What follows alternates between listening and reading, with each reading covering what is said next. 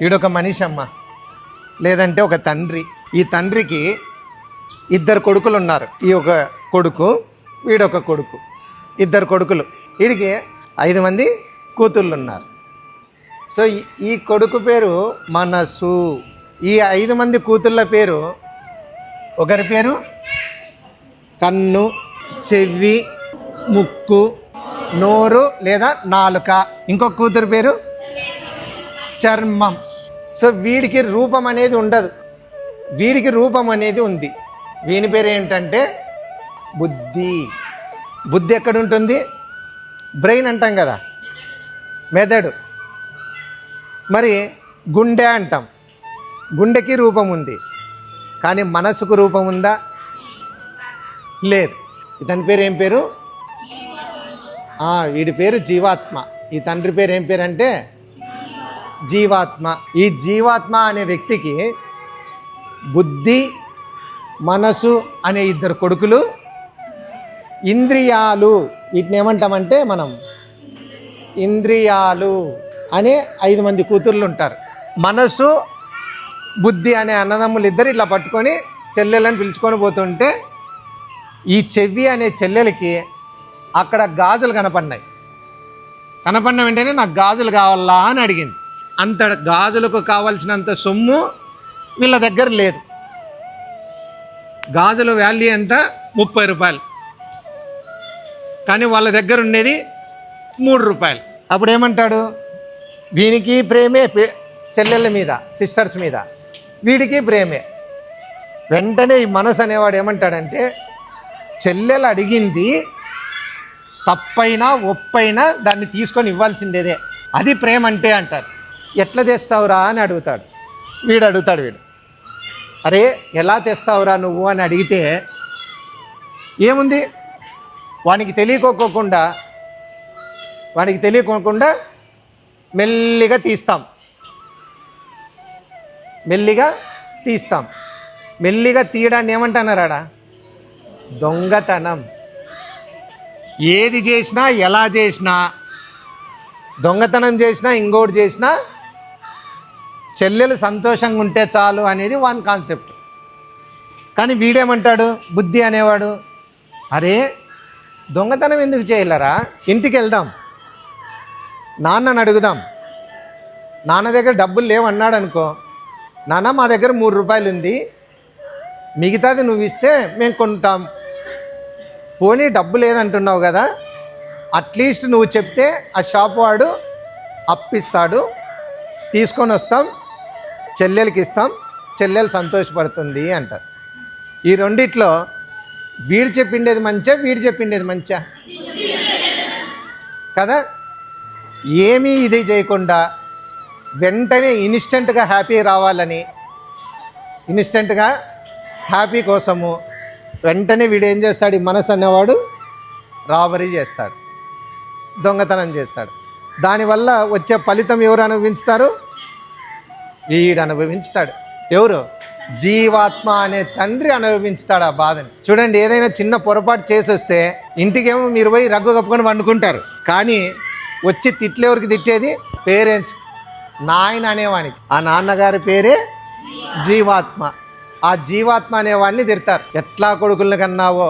ఆ కొడుకుల పేరంట, ఒకని పేరు బుద్ధి అంట, ఒకని పేరు మనసు అంట. ఆ బుద్ధి అనేవాడు మేలురొంత, కనీసం ఏది చెయ్యాలి ఏం చేయకూడదని ఆలోచిస్తాడు. కానీ ఆ మనసు అనేవాడిని కన్నావే నువ్వు, వాడికి దరిద్రం అంతా వాని దగ్గరే ఉంది, ఏది ఆలోచించాడు. దానికి తోడు వెంటనే ఏదైనా కావాలి అని అంటే ఆ చెల్లెళ్ళు సర్పాలు లాంటి వాళ్ళు ఉన్నారు. సిస్టర్స్ వారికి ఎట్లున్నారు? కనిపించిందేలా కావాలంటారు. కళ్ళు గాజులను చూస్తానే కావాలా. పక్కకు పోయి వాళ్ళు సినిమాకి పోతారంట, నేను పోతా, కళ్ళేమో గాజులు అడుగుతాయి, చెవులు నోరు అనే సిస్టర్స్ ఏమడుగుతాయి? సినిమా అడుగుతాయి.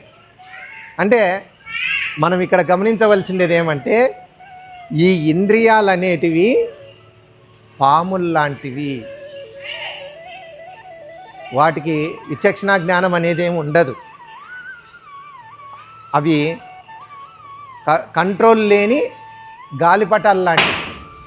చూడండి, మన కళ్ళు వెంటనే ఏదైనా చూస్తే గన కావాలంటాయి, ఏదైనా వింటే వెంటనే జరిగిపోవాలంటాయి, ఏదైనా బజార్లో అక్కడ ఈడుండి ఆ పక్కన ఏదైనా వాసన వచ్చిందనుకో, గుమ్మగుమ్మ వాసన, వెంటనే ఎప్పుడెప్పుడు వదులుతారా, ఎప్పుడెప్పుడు పోయి తిందామా అనేదే ఉంటుంది. అంటే ఆలోచనలన్నీ వేటి ద్వారా కలుగుతాయి అంటే ఇంద్రియాల ద్వారా కలుగుతాయి.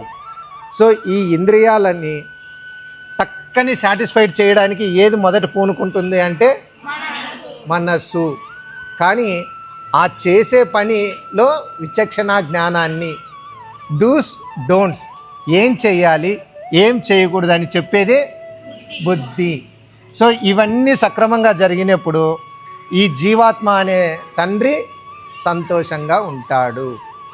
సో దీన్ని ఏమంటామంటే ఇంద్రియాలను నిగ్రహించి, అంతే కదా, వీటిని నిగ్రహించి వీన్ని ఫస్ట్ కంట్రోల్ చేయాల. ఎవరిని? ఇంద్రియాలను నిగ్రహించి మనసును ఆధీనంలో ఉంచుకొని, కంట్రోల్ అంటే ఏమి? ఆధీనం, అవునా కదా? మనసును ఆధీనములో ఉంచుకొని దేంతో పని చేయాలి? ఆధీనంలో ఉంచుకొని బుద్ధితో నీవు చేయవలసిన, నీవు అంటే జీవాత్మ, నీవు చేయవలసిన పని ఏదైతే ఉందో దాన్ని తెలిపే శాస్త్రమే భగవత్ తత్వం. భగవత్ తత్వం లేదా ధర్మం, దీన్నే భగవద్గీత అంటాం. భగవంతుడు చెప్పిన మాట భగవద్గీత. భగవద్గీత అంటే అర్థమైందా? ఏమి? ఇంద్రియాలను నిగ్రహించి మనసును ఆధీనంలో ఉంచుకొని బుద్ధితో నీవు చేయవలసిన పని ఏంటి? మీరు చేయాల్సిన పని చదువుకోవడం. చదివిన తర్వాత ఏం చేయాలి? మంచిగా ఎగ్జామ్స్ రాయాలి. మంచిగా ఎగ్జామ్స్ రాస్తే ఏమొస్తాయి? మార్క్స్, రిజల్ట్ వస్తాయి. ఆ రిజల్ట్తో మీ భవిష్యత్తులో మంచి పునాదులు వేసుకొని మంచిగా బతకడానికి ఏదైనా జాబ్ను సాధిస్తారు. ఇంద్రియాలను నిగ్రహించుకొని మనసును ఆధీనంలో ఉంచుకొని బుద్ధితో నీవు చేయవలసిన పని ఏదైతే ఉందో దానిని నిక్కచ్చితంగా చేయమని చెప్పే శాస్త్రమే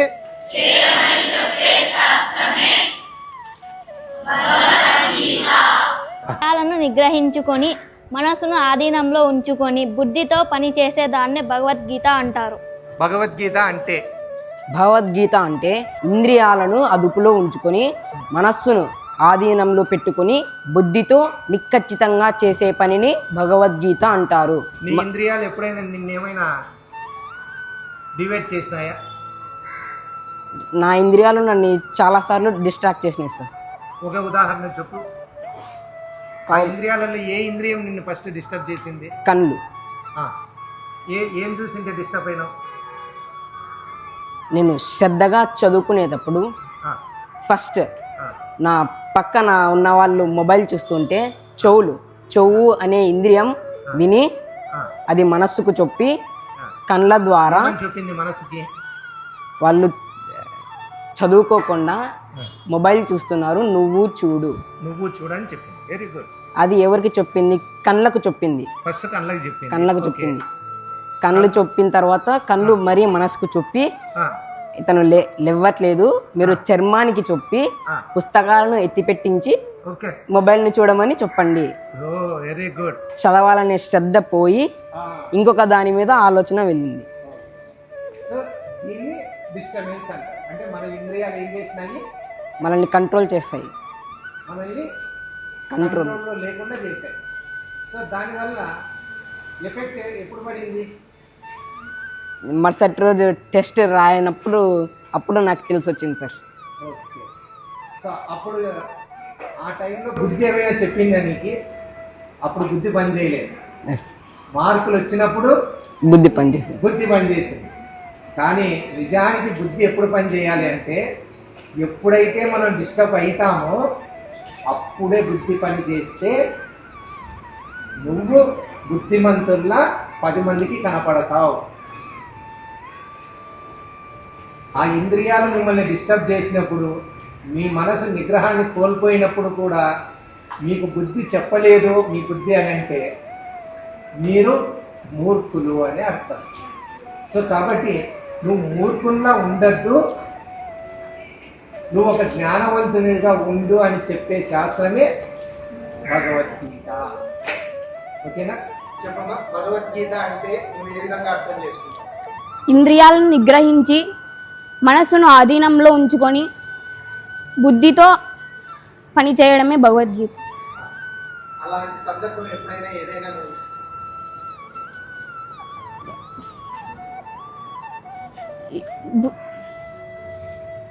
అలాంటి సందర్భం ఎప్పుడైనా నీకు ఏమైనా వచ్చింది? కొన్ని నువ్వు ఇంట్లో ఏడ్చిన సందర్భాలు ఏమైనా ఉన్నాయా? Yes sir. ఏదో చెప్పు. తప్పు నిందా సార్, తప్పు చేశానని నిందా సార్. నువ్వు ఆడ కామన్ గా మాట్లాడినా నాకు వినపడుతుంది మైక్. తప్పు చేశానని నిందా సార్. తప్పు చేసినావా? ఏం తప్పు చేసినావు? అంటే జీవితంలో నాన్న బాగా గుర్తించుకోండి, జీవితంలో ఎవ్వరు తప్పు చేయరు. తప్పు చేయడానికి మనం పశువులం కాదు. పొరపాటు మనం జీవితంలో ఏదైనా చేస్తే అది పొరపాటు, దాన్ని సరిదిద్దుకునే తత్వం మన మనస్సుకు కాదు, బుద్ధికి ఉంటుంది.